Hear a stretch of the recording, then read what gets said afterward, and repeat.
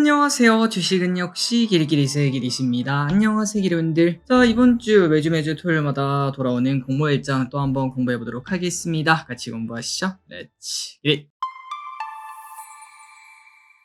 자, 첫 번째입니다. 이번 주에 상장하는 기업을 보도록 할게요. 엄소영! 그리고 다음입니다. 이번 주에 청약하는 기업이 두 가지가 있었습니다. 벡트 MNC 솔루션, 그 다음에 스펙 두 개가 있었는데 어떻게 나왔는지 한번 보도록 하겠습니다. 첫 번째 벡트입니다. 신한에서 진행을 했고 이렇게 지금 증시 완전 박살 아니겠습니까? 그 와중에도 데이터가 잘 나왔습니다. 기관 경쟁률이 963대 1이 나왔고 의무 합격도 3%가 나온 걸 확인할 수 있죠. 그러다 보니까 증거금도 상당히 많이 몰렸습니다. 2.7조 원으로 이런 분위기에 이 정도의 돈이 몰렸다는 거는 분명 그만큼 매력적인 기업이라고 말을 해볼 수 있고, 그리고 그중에서 가장 중요한 게 뭘까요? 맞습니다. 시가총액이 500억 밖에 안 되고 유통금액이 185억 밖에 안 된다는 거, 정말 매력적인 금액이라고 말을 해볼 수 있겠죠. 그래서 저기릿은 청약을 했고 6개를 받았습니다. 다음으로 MNC 솔루션입니다. 데이터가 정말 안 좋았습니다. 기관 경쟁률이 8대1, 최악이라고 말할 수 있겠죠. 그리고 이 기업은 방산에 관련된 기업인데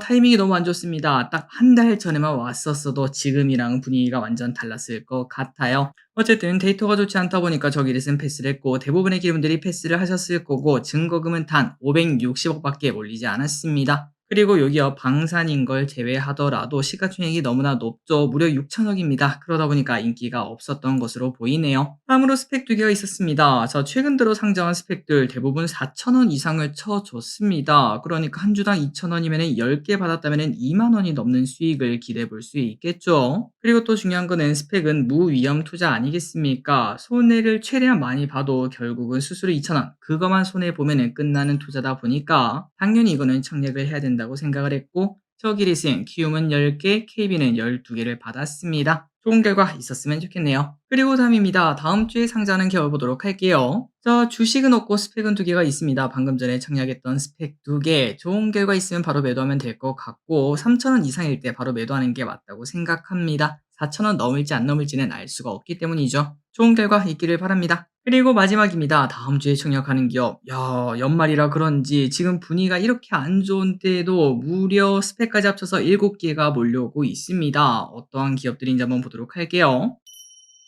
일단 첫 번째입니다. 온코크로스라는 기업. 공모밴드 하단이 1,100원인데 공모가가 7,300원으로 할인을 해도 진짜 많이 했습니다. 무려 30%나 할인을 때렸죠. 그리고 상단 기준 거의 반토막이나 내놨는데 무슨 기업인지 보도록 하겠습니다. 자, 온코크로스 AI 신약 개발 및 플랫폼 기업이라고 합니다. 자체 개발 AI 플랫폼 랩터 AI를 보유하고 있는 기업이고요. 27년까지 연평균 45%를 성장하는 AI 신약 섹터라고 하는데, 그러다 보니까 27년 아직까지는 적자고요. 27년에 흑자 전환을 목표로 한다고 합니다. 최근 이제 금리가 인하면 바이오가 좋고요. 그 다음에 AI 소프트웨어가 내년에 너무나 좋다, 이런 얘기가 많지 않겠습니까?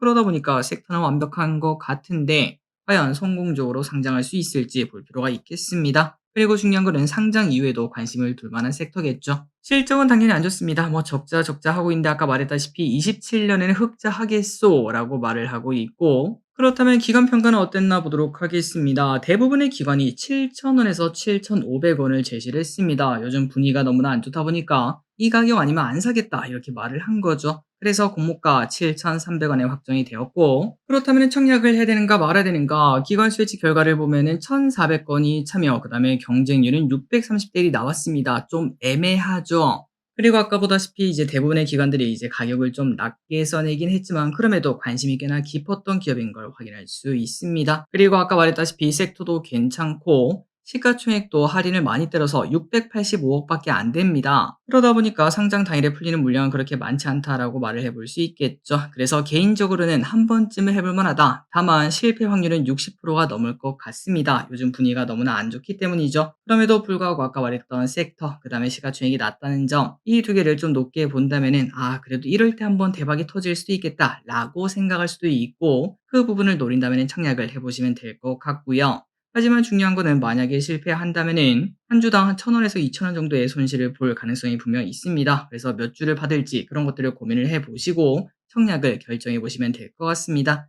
저기리슨 이번에 한번 진행해 보도록 할게요. 다음입니다. 온코닉 테라퓨틱스라는 계열 보도록 하겠습니다. NH에서 진행을 하고 이 친구도 공밴드 하단이 16,000원인데 13,000원에 확정이 되었습니다. 데이터가 안 좋나 보네요. 이 기업은 뭐 하는 기업인가? 바로 바이오에 관련된 기업인데 제일약품 상장 기업이죠. 이 기업의 신약 개발 자회사라고 합니다. 그리고 놀랍게도 돈 버는 바이오 최초 상장이라는 타이틀을 들고 있는데 이렇게 말한 이유가 뭔가? 바로 작년에 영업이익을 22억으로 흑자 전환에 성공한 기업이라고 합니다. 그리고 흥행 요소는 국산 37호 신약으로 허가받은 자큐보정 이러한 약이 있다고 하네요. 그리고 제일약품을 한번 봤습니다. 그런데 딱히 뭐 느낌이 없죠? 코로나 때 그때 당시에 막 10만 와 대박입니다. 11만 9천 원까지 갔던 제일약품 그런데 지금 가격은 10,000원밖에 안 되는 모습입니다. 그만큼 시장에서는 완전 소외된 기업이라고 말할 수 있겠네요. 그렇다면 실적은 어떤가? 작년에는 분명 흑자였는데 올해 다시 적자로 바뀌었습니다. 그렇기 때문에 국내 최초 흑자 바이오라는 타이틀은 반납을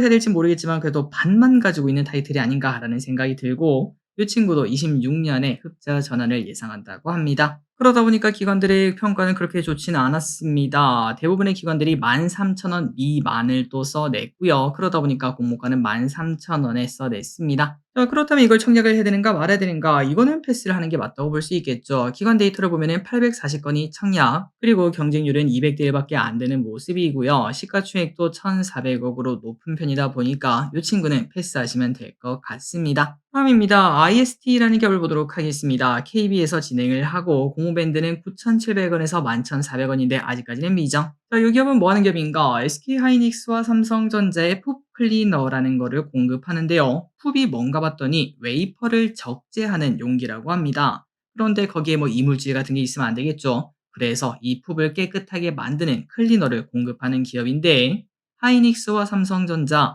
양쪽에 공급하는 게 장점인 회사라고 합니다. 그리고 글로벌 풋 클리너 시장은 23년 1,500억에서 2030년 2,200억으로 44% 급증할 것으로 예상을 한다고 하지만 그런데 23년이랑 30년은 좀 괴리가 좀 많이 멀지 않겠습니까? 과연 그게 그렇게 많이 성장하는 건지는 잘 모르겠습니다. 그리고 실적을 보면 어쨌든 성장을 하는 모습을 나타내고 있고요. 작년에 적자를 나타냈지만 그때는 반도체 업황 부진 등으로 적자 전환을 했다고 하네요. 그런데 앞으로는 크게 성장할 것으로 일단은 예상한다고 합니다. 그렇다면 청약을 해야 되는가 말아야 되는가? 개인적으로는 그렇게 끌리지 않았습니다. 반도체가 지금 우리가 볼만한 섹터는 아니라고 말할 수 있겠죠. 그래서 기관 데이터 월요일날 나오는데 월요일날 보고 청약할지 말지 할인 시간에 또 공부해 보도록 하겠습니다. 일단은 세모 치고 넘어가도록 할게요. 다음으로 듀켄바이오라는 기업을 보도록 하겠습니다. 주관사는 NH투자증권, 공모밴드는 하단이 12,300원, 상단이 14,100원입니다. 이 기업은 뭐 하는 기업인가? 바이오입니다. 오늘은 바이오가 좀 많네요. 방사성 의약품 전문 기업이라고 하고요. 그리고 코넥스 이전 상장 기업입니다. 딱 기대가 확 떨어지는 기업이죠. 그런데 이 기업 뭐 괜찮다고 합니다. 국내 방사선 의약품 시장에서 가장 늦은 후발주자인데 그러나 늦게 출발했지만 지금에서는 모든 게 또 1등이라고 합니다. 생산 실적, 신약 품목수, 보유 제조소 수, 그 다음에 주요 재무지표 등 모두 국내 방사성 의약품 시장 1위를 차지하는 기업이라고 하네요. 자, 그런데 이 기업 아까도 말했다시피 코넥스 이전 상장 기업입니다. 그렇게 매력이 크다라고 말하기는 어렵겠죠. 그리고 요즘 증시 분위기도 안 좋다 보니까 과연 이 친구와 성공할 수 있을지는 잘 모르겠습니다. 일단은 공모가와 지금 현재 가격과 비교를 해볼 필요가 있겠네요. 재무현황을 보면 실적이 좋습니다. 바이오 기업이 이렇게 실적이 좋을 수 있군요. 라는 생각을 해볼 수 있고 그렇다면 이 기업 청약을 해야 되는가 말아야 되는가 당연히 패스가 아닐까 싶어요. 일단 코넥스가 우리에게 큰 돈을 줬던 경우는 제 기억에 열 몇 번인가 있었는데 그중에 한 번밖에 없었습니다. 그만큼 코넥스 이전 상장은 매력이 없었죠.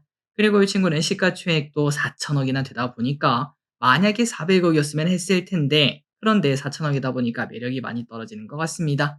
월요일 날 확정 공고 나오면은 그때 기간 평가 보고 한 번 더 확인해 보도록 할게요. 마지막으로 CA 로직스라는 기업을 보도록 하겠습니다. 미래셋과 신한에서 진행을 하고요. 공모밴드는 15,700원에서 18,200원. 여기요, 뭐 하는 기업인가? 근거리 무선통신 NFC 기술 기업입니다. 요즘 우리 핸드폰으로 뭐 터치해서 결제하는 거 있죠? 다 이거라고 말할 수 있고요. 원래 이거는 해외에 의존해온 NFC 관련 기술이었는데 이 친구가 국산화에 성공한 기업이라고 합니다. 국내 최초로 NFC 다이내믹 태그 칩 그리고 NFC 리더 칩의 자체 개발에 성공했다고 하고 최근에는 중국의 자동차 제조사에 NFC 칩을 납품하려는 계획을 가지고 있다고 하네요. 실적을 보면은 괜찮습니다. 올해 흑자 전환에 성공했고요. 남들처럼 내년에 하겠다, 내후년에 하겠다가 아니라 올해 지금까지 봤을 때 3분기까지 실적이 이미 흑자를 달성했습니다. 자, 그래서 이 친구는 한번 기관 데이터를 볼 필요가 있겠습니다. 목요일날 기관 데이터가 나오거든요. 그때 한번 청약할지 말지 알려드리도록 하고 이 친구도 세모 치고 넘어가도록 하겠습니다. 그리고 스펙 두 개가 있습니다. 키움 10호, 그 다음에 신한 14호가 있는데 당연히 청약하셔야겠죠. 계좌가 있으시다면 당연히 청약을 진행하시면 될 것 같습니다. 마지막으로 달력입니다. 자, 이제 공모주가 끝나가고 있습니다. 다음 주가 엄청나게 많고 다다음 주에 파인메딕스가 끝나면은 이제는 우리가 연말 쭉 쉬면 될 것 같습니다. 과연 마지막에 유종의 미를 거둘 수 있을지 한번 지켜보도록 하겠습니다. 3초 뒤에 넘어가도록 할게요. 자, 오늘의 공부 여기까지 끝났습니다. 항상 이렇게 같이 공부해서 진심으로 감사합니다. 지금까지 길이셨습니다. 빠이요.